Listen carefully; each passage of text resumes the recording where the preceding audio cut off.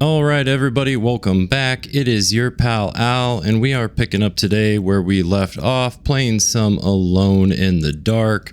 We have just started chapter 2. We are back at their Derceto mansion. We are on our run through as Emily, and yeah, let's see what we got going here. Despite making a fool of herself in front of Dr. Gray and Detective Carnby, Emily felt surprisingly invigorated. She felt absolutely sure that it was her manipulation of the talisman that had brought her back to Derceto. Jeremy mentioned 2 items in his commonplace book that somehow connected him to 2 more dreams, or whatever they should be called. If Jeremy had 2 more worlds open to him, then maybe he would hide there if he was scared. Or maybe he found a way to Terrawea, the place Jeremy so desperately wanted to visit.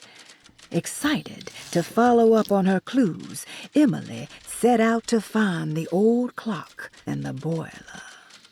Nice. Okay, so chapter 2, like I said, we're just starting at. We just talked to Dr. Gray, who was a total jackass to us. In our playthrough when we were Detective Carnby, the guy, he was not rude like that. But of course, now we're a female, we're Emily, and he was a total prick. So we got to investigate the small parlor and then find Jeremy. Let's look around to here. Oh, snap. Oh, hopefully they fixed a lot of these clipping issues. Repairing the boiler. I saw your notice in the boiler room. You should know Mr. Chance won't be coming back. I got no business being in there myself, but you can take a valve from the wine cellar if you want to try to stop the steam pouring out. Be careful. Okay, so we need a valve from the wine cellar. That's right. Broken plates. Oh, you're right about the plates on the boiler and the clock. They have been sabotaged, and I think I know who did it. They have something to do with Jeremy's episodes and how he seems to disappear at night. Right now, it's important that you keep an eye out for any of the pieces. I want to find out if I can repair the plates. Let me know if you find any of them. Lottie. Tell Lottie to take a look at the well in the kitchen garden. Yeah, we have to take the hose, flood it. Oh, another one. Dr. Elmore Lee Gray is Derceto's chief doctor. Accounting and all administrative work is handled by me, Paul Waits. Magdalena Thompson, or Mags, is responsible for the household. Jean-Baptiste and Charlotte Tabois are responsible for keeping the guests' medical regimens in check.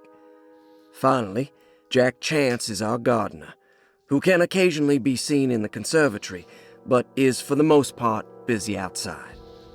There are currently 6 guests at Derceto. Malcolm McCarthy and Ruth Tallant reside on the 1st floor. Jeremy Hartwood, Elisabetta Perosi, Grace Saunders, and of course Cassandra Beauregard live on the 2nd floor. Interesting. Okay. Key. Nice. Room key number 6. Oh, yeah, I remember that room.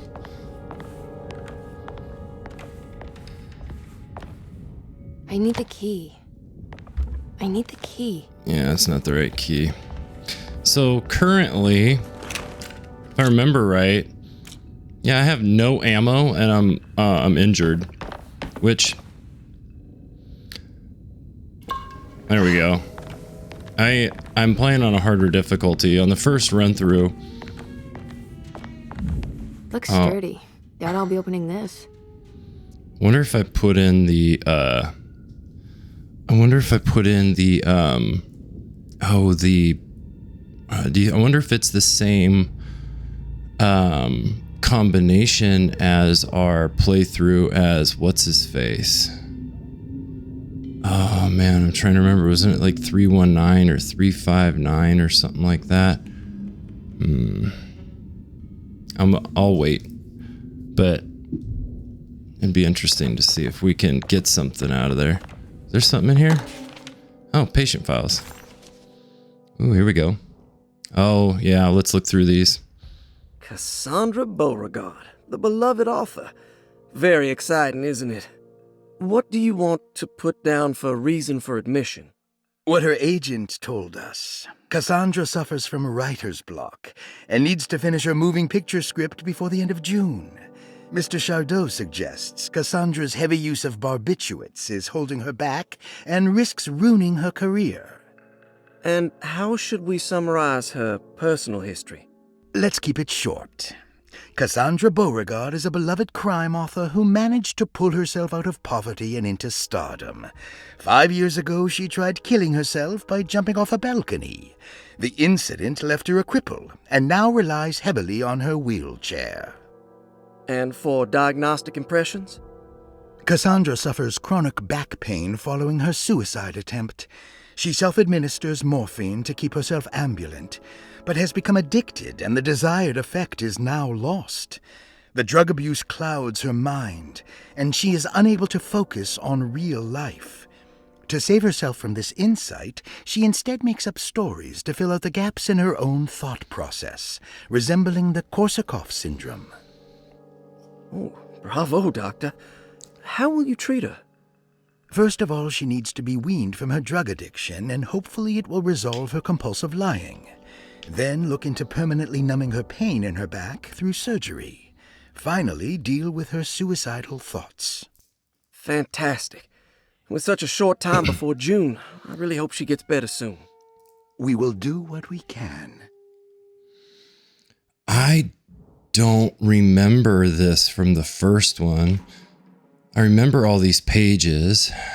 I remember going through these. Ruth is an nymphomaniac, and basically she got sent here to treat that. Should we run through some of these? I don't want to run through them all. But we ran through them in the last all one. Patient files except for Jeremy's. Mm-hmm. And how they all ended up in a cult. They did say that we'd find out a lot more information in this run through. So we'll see. Fingers crossed. I love that they make it so you can ding bells and stuff, even though it has like absolutely nothing to do with the damn story and does nothing.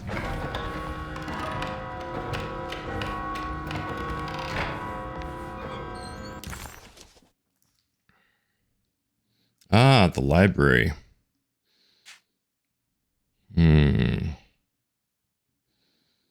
So let's go to the library, maybe.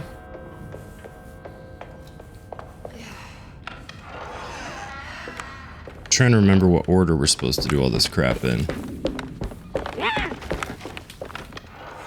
It scared me. Was that a cat? Oh, yes. We need to go downstairs, too.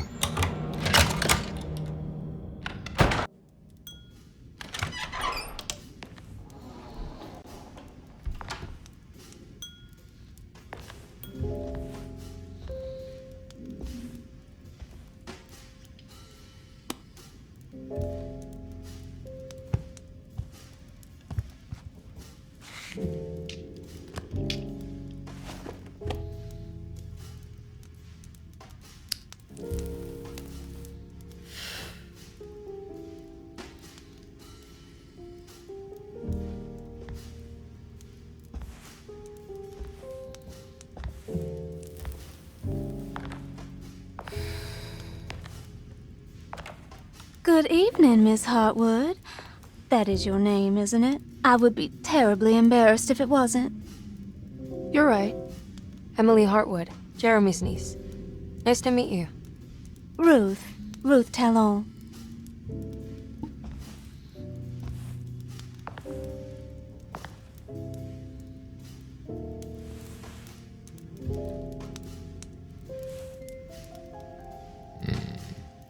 Is that Perique you're smoking?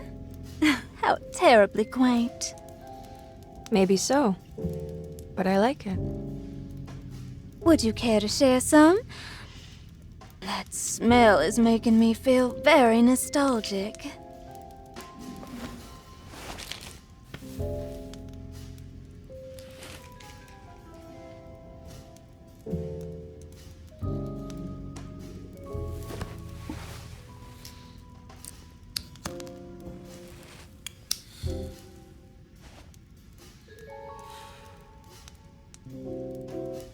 Is it all that you hope for? I enjoy your light mockery, Miss Hartwood. I can tell we would make great friends. How flattering. Too bad you're locked up in this place. Your insincerity is really refreshing. I wish you were mad as I am. Then you could stay. Give it a few years and I might just be. Lunacy is one of my family's few privileges. Oh, good. I'll be looking forward to it.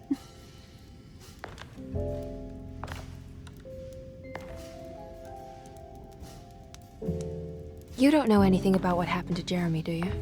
Everyone here is really strange, and it's hard to know what to make of anything you hear. Occasionally, it sounds quite exciting, though. Good versus evil and all that. I'm sorry, but I don't think I have anything useful to share. It doesn't matter. Thank you for the much-needed break.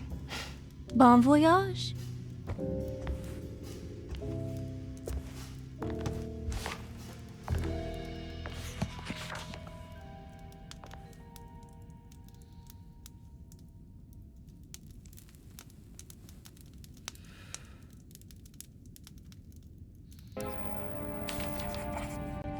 Well, they said Ruth was a nymphomaniac. They didn't say she was straight. That answers a lot of questions. Because in our playthrough as Detective Carnby, they said she was a nymphomaniac, but she didn't really seem to have too much interest in him. Oh, she likes Emily. She was looking for a pair of scissors, if you know what I mean. Lost Plantations of Louisiana. Lost Plantations of Louisiana. Thierry Briclot, 1917. Derceto was a small plantation on the eastern shore of Lake Pontchartrain. The land was considered difficult for industry and was sold for only $30 to Elijah Pickford in 1818. Pickford employed hundreds of workers from nearby New Orleans to clear the woods and build a small plantation mansion facing the lake with a striking Greek Revival temple facade. Derceto kept a modest production of barrique tobacco and indigo that persisted up till the Civil War. During the antebellum era, Derceto was the source of many rumors concerning voodoo and witchcraft. People who traveled the lake reported seeing people dance at night in front of bonfires, bleating and wailing. On June 17, 1862, Captain J.W. Norton of the Union Army recounts leading a raiding party from ships anchored in Lake Pontchartrain in order to seize control of Derceto and free the slaves working there. The captain was surprised to find the workers fighting back with unprecedented zeal. Norton's account describes these men and women as enraged with fanaticism. Pickford reportedly tried to placate the raiders, but was shot in the confusion. Captain Norton left the mansion burning and retreated to his ships with his men. Derceto was left in ruins for several decades. The ownership of the land was long disputed and returned to the Ledoux family in 1901. Several police reports were filed during the following years as the Ledoux tried to get rid of a camp of squatters on their land. The police made several visits to remove the trespassers, but the people kept returning. On November 1st, 1907, Inspector Legras of the police charged a deadly attack in order to save several children kidnapped by the squatters. Many were killed, and even more were jailed. The following year, Ledoux rebuilt Derceto, incorporating the surviving stone foundation and adding a magnificent wrought iron conservatory. The farmland had been reclaimed by the surrounding woods, so it was no longer profitable to use as a plantation. Instead, the house was turned into an artist's colony.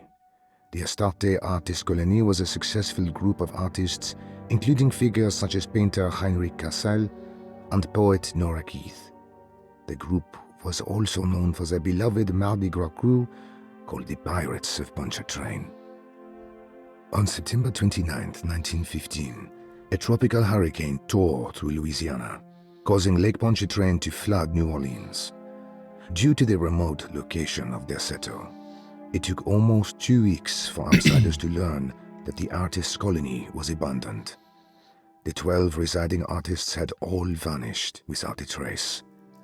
The empty mansion of Derceto still stands on the shore of Lake Pontchartrain, with much of its temple facade intact. The Ledoux family currently has no intention of repairing the house. Oh my god, that was a long one. I don't remember that from the first one. I think I skipped it, but it just gives a little history. Let's see if we can hit on Ruth, the nymphomaniac. Are you reading anything good? A Brightness from Afar by Lord Boleskine? It's actually not bad.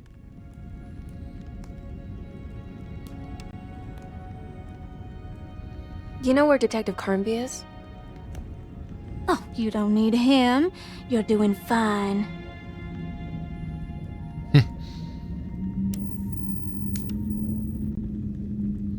I should probably go. Until next time, chérie. Alright, that was fun. Oh, did you see that? That was weird. What? Hell yeah. This'll come in handy. So this was already unlocked because of our previous playthrough. Oh, thank God. I'm gonna, like, I have 0 frickin' ammo, so... I just don't know how they're not giving me a little bit more ammo. I don't even have a melee weapon. Here we go. Can I get in here? Nope. I need my little spatula.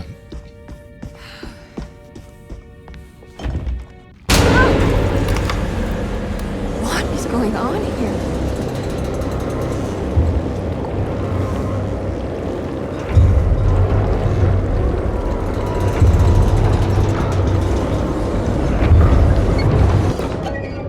Bolt cutters. Oh, yeah.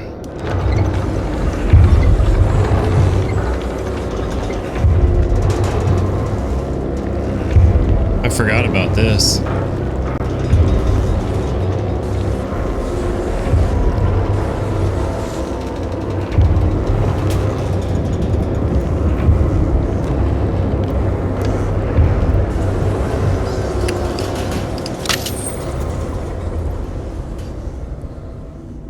And we're back to normal. Everything's back to normal.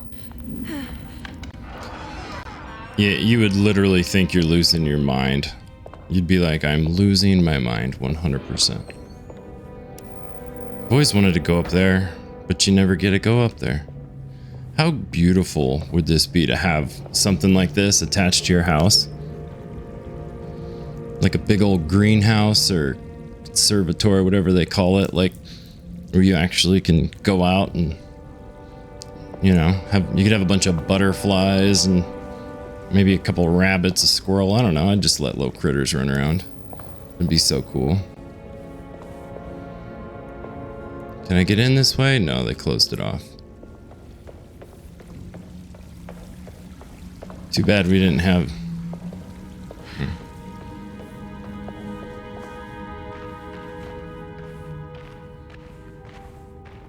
I'm just trying to see. So this, I wonder how this happens.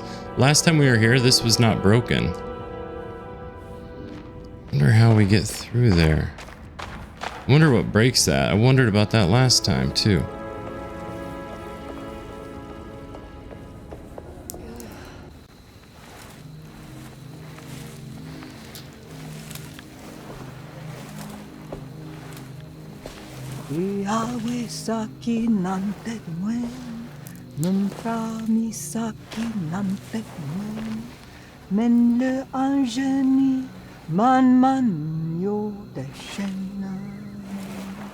What are you doing sneaking around? You almost scared me to death. I'm sorry. I didn't mean to disturb your ritual.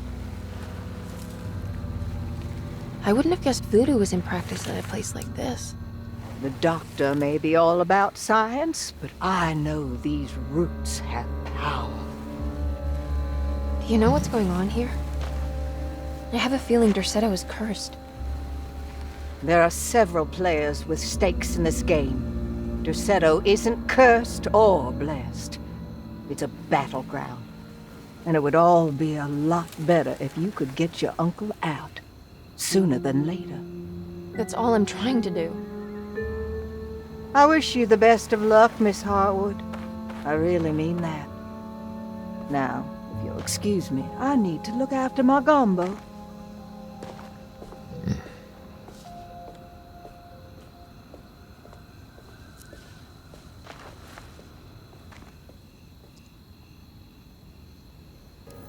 I think she was just burying that cat. What's that? Okay. It's another piece of broken plate. What was it that she was burying? Was that the cat? I think it was. Huh.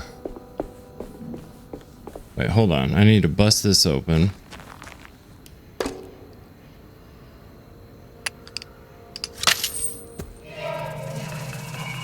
There we go. Yeah, it worked. And now then what's this? It's a hose, a hose. Now we can get out. I don't think I can go back this way. Oh my god. That scared the hell out of me. It's that cat. Or the ghost of the cat or whatever. Can we go out this way? I don't think so. Might as well try though. Nope. Where's... Here it is.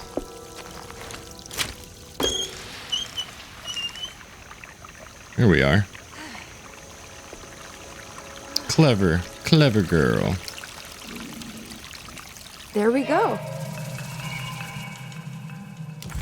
Nice. Piece of a larger decorative plate. This is the one that goes in the... is it the boiler room or the clock downstairs? I can't ever remember. So the only way to get out of here now is climb up this. And then I'm gonna have to look at the really quick what we're supposed to be doing. Okay, so we can't wait, drawing room. Lottie's room, small parlor, still has stuff that we got to do in there. Gray's office. The housekeeper buried something in the flower patch beneath one of Dr. Gray's windows. She was singing in some Creole language, performing a peculiar bourgeois voodoo ritual. Certainly not an unfamiliar sight in the French Quarter, but voodoo had never felt this bitter to Emily. All right, we're supposed to find the astronomical clock mentioned in the commonplace book, which that's in the main area with the statues. Find Derceto's boiler mentioned in the commonplace book. That's in the basement, but I don't know if we can get down there yet. And then investigate what Perosi knows. Perosi. I think it's actually... Wait, hold on. Clerk's office? Oh yeah, so we can go back this way, but uh-oh.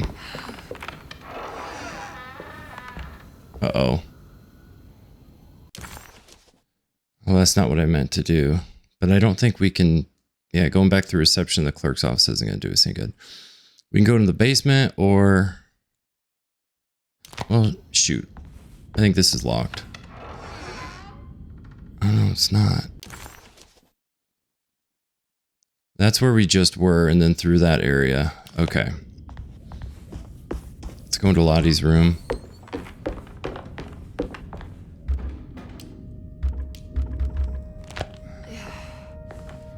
Yes, thank God.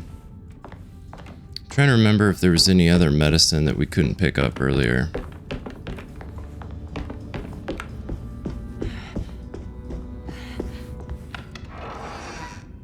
I think most of the medicine that we couldn't pick up was in areas that we can't get to. So if we go upstairs, the gallery is actually where the clock is at.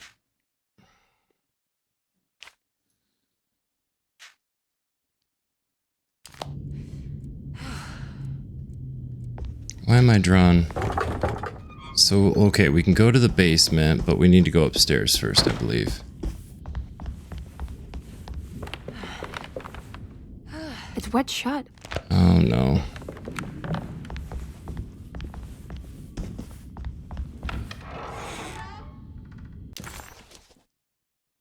Conservatory. Oh, no, we need to go back this way. Because then once we get our stuff, we go back this way and we go into the boiler room, grab the final plate, and then go upstairs. That's what we have to do. That's what we gotta do. I was trying to remember. God, I hate these things.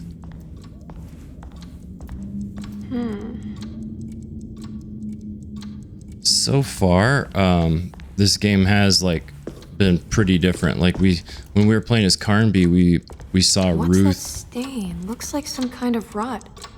Ruth was in a completely different area. This must be the clock mentioned in the commonplace book. This looks like the thing that held the talisman in the French Quarter, but it's broken and missing some pieces. Hint, hint. Let's see if we can go in here. I need the key. Oh man, everything's all locked up. Here we go. Huh, I thought there was a cutscene in here. Maybe not. I need some ammo. I have like 0 damn ammo. All back to normal. Yeah, last time we were in here, it took us to the French Quarter. Room number 6 is where we're going. Ah. Emily's here. This is where we were at earlier when it transported us.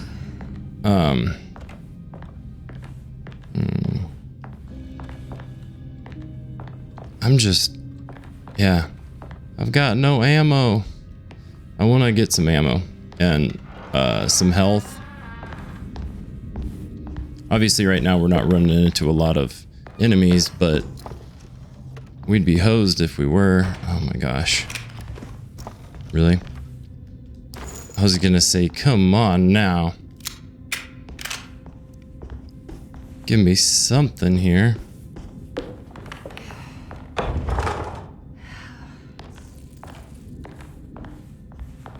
What room is this?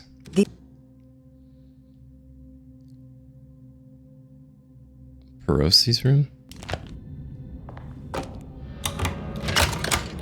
Oh, hold on. Hold on. I want to go in here first. I want to trigger some cutscene or something.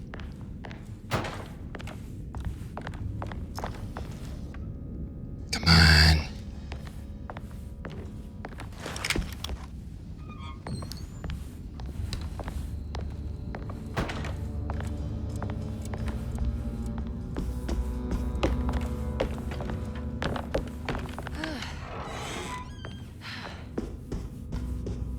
All right, here we go.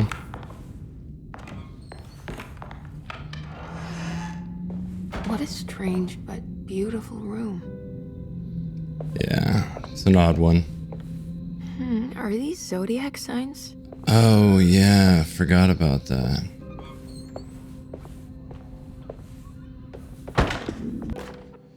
I did it!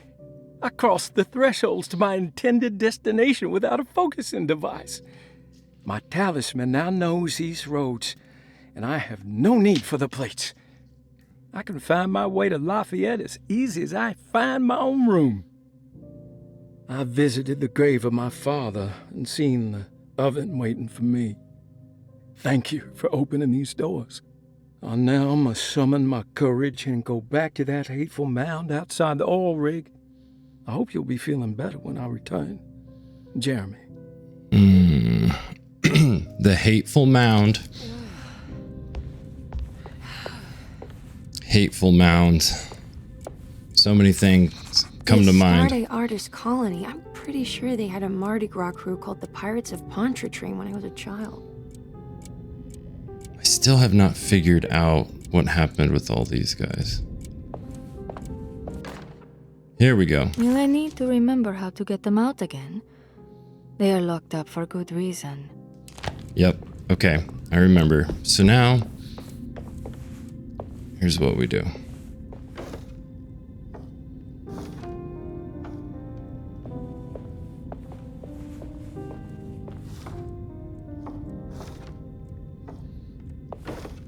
Ooh, the puzzles are different. There's some aggressive looking rot on these paintings. Yeah, there is. Oh, I was looking at the other one. Oh. Oh my gosh. There. And now, it's maybe this last one.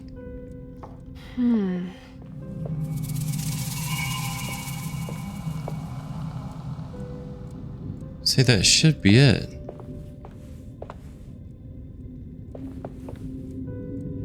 Okay, what just happened? I thought I completed it.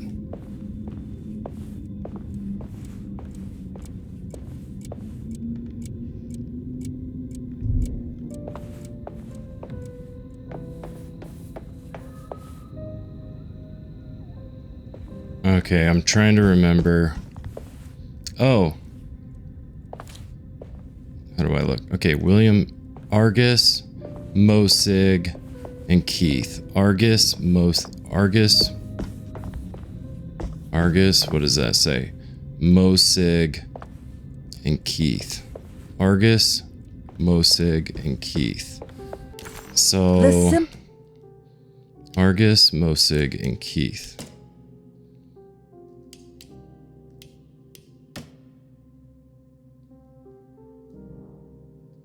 Argus, Mosig, and Keith. Argus, Mosig, and Keith. So Argus is a 2. Mosig is 9. Keith is 4. So 2, 9, 2, 9, 4. 2, 9, 4. So 294 would be... Will I need to No, 294 would be Pisces, which is the boobies touching. 3, 4, 5, 6, 7, 8, 9. The one right before Scorpio, which is Libra. So Pisces, Libra, and then what's 4? 1, 2, 3, 4. Taurus. So the boobies, the upside down Omega. And then the horns. Boobies, upside down, Omega, horns. So, boobies touching. There you go. Upside down, Omega, the line. It's the different one, isn't it? And then, yeah. And then, horns. Here we go. Ah, here we go. Broken plate. It's what we needed. So now... we have this piece of the puzzle.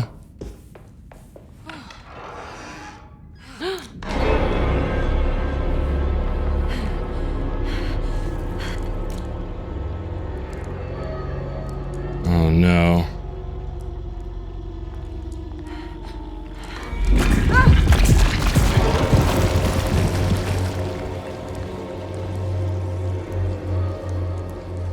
Oh, I forget how I'm...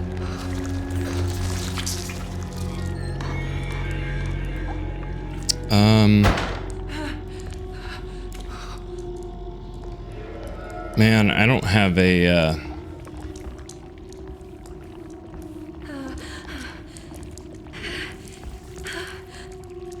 Am I gonna have to shoot it? Probably. How does that not do anything?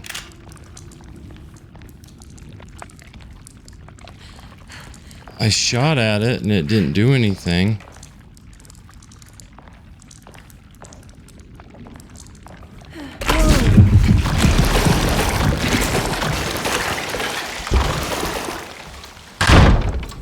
Oh my god. Alright, well, that hurt me. I don't understand what's happening.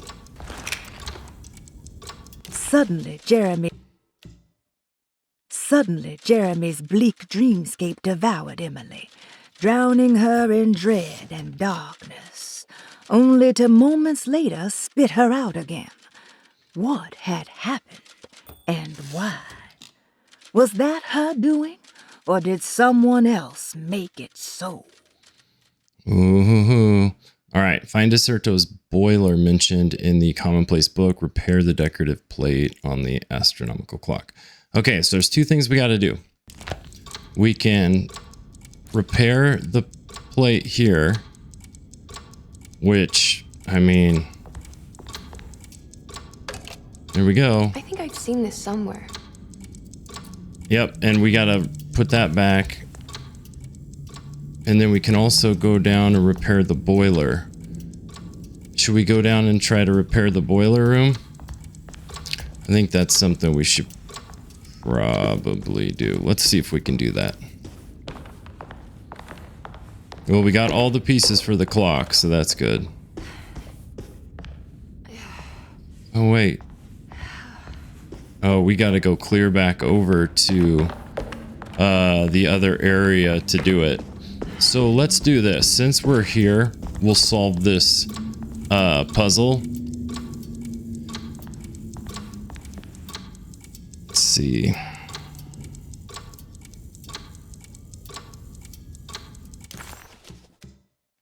It's in the commonplace book on the last page. There it is. It's like two kind of like triangles touching.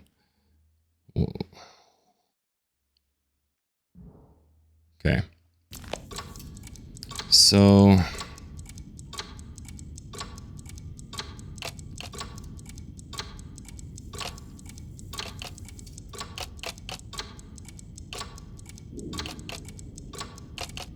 maybe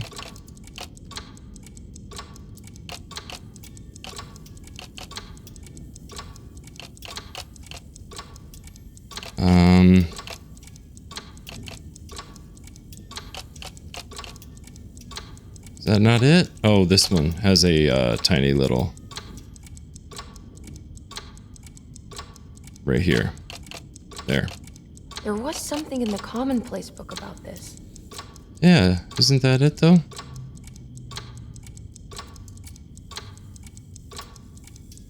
Oh, you know what? This is what happened last time. These two need swapped. Even though they don't really mess with anything. Did it break? The clock just stopped.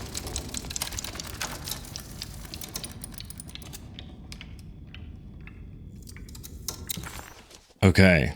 So this puzzle, it's solvable. We basically can use the talisman now to travel. Or we can... No, actually, it doesn't want us to do anything with the boiler room right now. It wants us to go after that. So we're going to do that in the next video. Your pal Al. Love you guys, and I will see you in the next video.